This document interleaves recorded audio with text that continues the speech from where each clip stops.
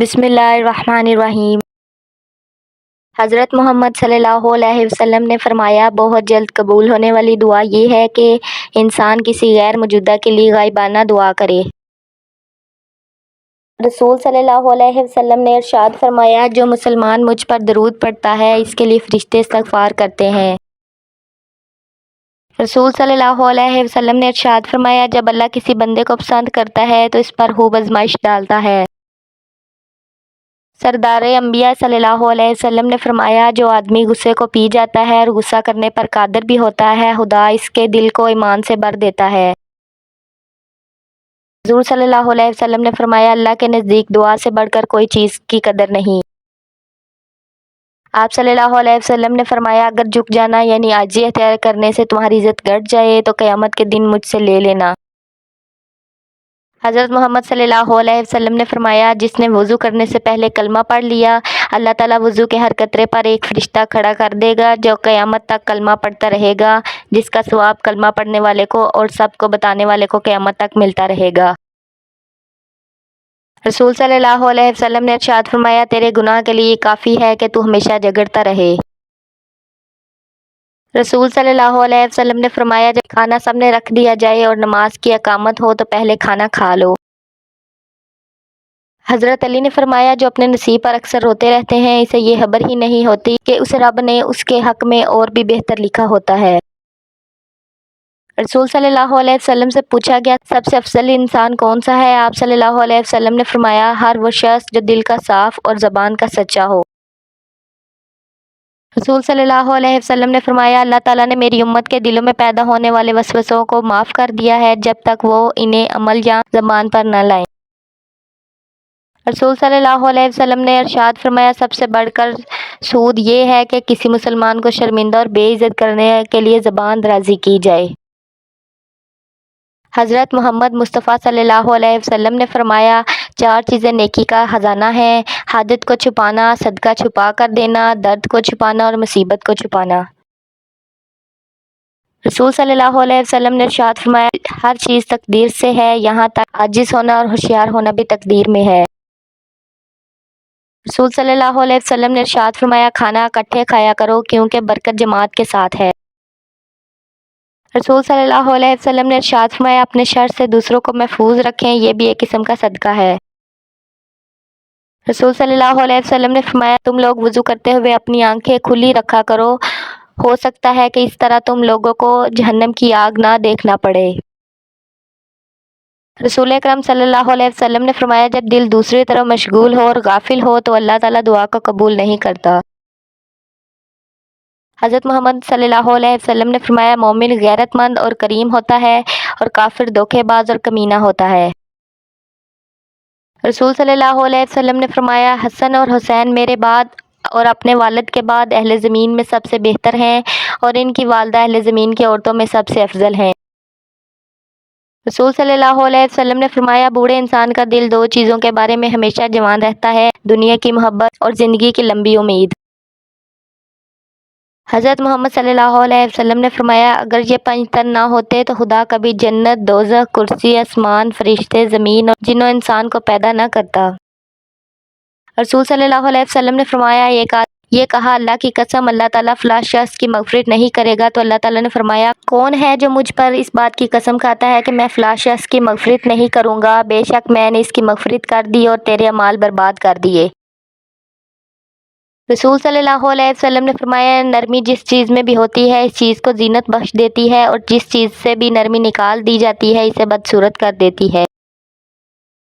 فرمان مصطفیٰ صلی اللہ علیہ وسلم ہے، اگر ابن آدم کے پاس سونے کی دو وادیاں بھی ہوں تب بھی یہ تیسری کی خواہش کرے گا، اور ابن آدم کا پیٹ قبر کی مٹی ہی بھر سکتی ہے۔ جو شخص اپنی بیوی بچوں کے لیے بازار سے تحفے لے کر جاتا ہے وہ ایسے شخص کی مانند ہے جو ضرورت مندوں کی طرف صدقہ اٹھا کر لے جاتے ہیں، اور تحفے لڑکوں سے پہلے بیٹیوں کو دیا کرو۔ حضرت محمد صلی اللہ علیہ وسلم نے فرمایا، جس نے کہا اللہ کے سوا کوئی عبادت کے لائق نہیں پھر اس پر ثابت قدم رہا تو وہ جنت میں داخل ہوگا۔ محمد صلی اللہ علیہ وسلم نے فرمایا، میری امت کے غریبوں کا حج جمعے کی نماز ہے۔ رسول صلی اللہ علیہ وسلم نے فرمایا، کامل مومن وہ ہے جو ہوش اخلاق ہو اور گھر والوں سے نرم سلوک کرنے والا ہو۔ رسول صلی اللہ علیہ وسلم نے فرمایا غصہ شیطان کی طرف سے ہے، جبکہ شیطان آگ سے پیدا کیا گیا ہے اور آگ پانی ہی سے بجھائی جاتی ہے۔ جب تم میں سے کسی کو غصہ آئے تو وہ وضو کرو۔ فرمان مصطفیٰ صلی اللہ علیہ وسلم ہے، 4 شخص ایسے ہیں جنہیں اللہ پاک جنت میں داخل نہ کرے گا اور نہ ہی اس کی نعمتیں چکھے گا: شراب کا عادی، سود کھانے والا، والدین کا نافرمان، ناحق یتیم کا مال کھانے والا۔ رسول صلی اللہ علیہ وسلم نے ارشاد فرمایا، زیادہ مال جمع کرنے والے لوگ اللہ کی نظر میں حقیر ہیں، مگر کثرت سے صدقہ کرنے والے اللہ کی نظر میں محبوب ہیں۔ رحمت عالم صلی اللہ علیہ وسلم نے فرمایا، راہ میں سے پتھر، نقصان دہ چیز یا کانٹا ہٹانا بھی صدقہ ہے۔ حضور پر نور صلی اللہ علیہ وسلم نے ارشاد فرمایا، اللہ دنیا اسے بھی عطا فرماتا ہے جسے پسند فرماتا ہے، اور اسے بھی دیتا ہے جسے پسند نہیں فرماتا، مگر دین صرف اسے ہی دیتا ہے جسے پسند فرماتا ہے۔ رسول صلی اللہ علیہ وسلم نے ارشاد فرمایا، اللہ کی قسم اگر اللہ تعالیٰ کی رحمت نہ ہوتی تو نہ ہم ہدایت پاتے، نہ صدقے دیتے اور نہ ہی نماز پڑھتے۔ رسول صلی اللہ علیہ وسلم نے فرمایا، جو شخص رات کو وضو کر کے سوئے تو ایک فرشتہ اس کے پاس رات گزارتا ہے، جب وہ شخص اٹھتا ہے تو فرشتہ کہتا ہے، اللہ اپنے فلاں بندے مغفرت فرما کیونکہ وہ وضو کر کے سویا ہے۔ رسول صلی اللہ علیہ وسلم نے فرمایا، کیا میں تمہیں نہ بتاؤں کہ جہنم کس پر حرام ہے؟ پھر فرمایا، ہر اس شخص پر جنت حرام ہے جو لوگوں کے سامنے نرمی اور سہولیت کا معاملہ اختیار کریں۔ رسول صلی اللہ علیہ وسلم نے فرمایا، سجدہ کرتے ہوئے بندے اپنے رب کے سب سے زیادہ قریب ہوتے ہیں، بس سجدوں میں کثرت کے ساتھ دعا کیا کرو۔ حضرت محمد صلی اللہ علیہ وسلم نے فرمایا، لوگوں کی نسلیں بیٹوں سے چلتی ہیں، میری نسل میری بیٹی فاطمہ سے چلے گی۔ حضرت محمد صلی اللہ علیہ وسلم نے فرمایا، اگر زندگی کو خوبصورت بنانا ہے تو سچ کہنا سیکھو، چپ رہنا سیکھو، نظر انداز کرنا سیکھو۔ لوگوں پر ایک زمانہ آئے گا کہ ان کا مقصد ان کا پیٹ ہوگا اور دولت ان کی عزت ہوگی اور عورت ان کا قبلہ ہوگا، روپیہ ان کا دین ہوگا، وہ بدترین لوگ ہوں گے اور آخرت میں ان کا حصہ نہیں ہوگا۔ رسول صلی اللہ علیہ وسلم نے ارشاد فرمایا، جو آدمی سورۃ مزمل پڑھے اللہ تعالیٰ اس سے دنیا آخرت کی تنگی دور کر دے گا۔ رسول صلی اللہ علیہ وسلم نے فرمایا، جو لوگ مر گئے ان کو برا نہ کہو، کیونکہ جو کچھ انہوں نے آگے بھیجا تھا اس کے پاس وہ خود پہنچ چکے ہیں، انہوں نے برے بھلے جو بھی عمل کیے تھے ویسا بدلہ پا لیا۔ حضور اکرم صلی اللہ علیہ وسلم جس راستے سے گزرتے خوشبو پھیل جاتی جس سے آپ کی تلاش والے آپ صلی اللہ علیہ وسلم کو پا لیتے۔ رسول صلی اللہ علیہ وسلم نے ارشاد فرمایا، سب سے پہلے جو چیز انسان کے ترازو اعمال میں رکھی جائے گی وہ انسان کا وہ خرچ ہوگا جو اس نے اپنے گھر والوں پر کیا ہوگا۔ رسول صلی اللہ علیہ وسلم نے فرمایا، بے شک تمہارا رب شرم و حیا کرنے والا بڑا صحیح ہے، وہ اپنے بندوں سے اس بات پر شرماتا ہے کہ بندے اس کی طرف ہاتھ اٹھائیں اور وہ اس کو خالی لوٹائیں۔ رسول خدا صلی اللہ علیہ وسلم نے فرمایا، اگر تم میرے بعد دیکھو کہ اکیلے علی ایک راستے پر چل رہے ہیں اور تمام اولاد آدم ان کو چھوڑ کر کسی دوسرے راستے پر چل رہے ہیں تو تم میری یہ وصیت یاد رکھنا کہ تم اولاد آدم کو چھوڑ دینا مگر علی کا ساتھ نہ چھوڑنا، کیونکہ علی کبھی تمہیں گمراہ نہیں ہونے دیں گے۔ رسول صلی اللہ علیہ وسلم نے ارشاد فرمایا، ہمیشہ پاک صاف رہا کرو، رزق میں برکت ہوگی۔ حضرت محمد صلی اللہ علیہ وسلم نے فرمایا، دنیا سے بچتے رہو، مجھے خدا کی قسم یہ دنیا ہاروت ماروت سے بڑی جادوگر ہے۔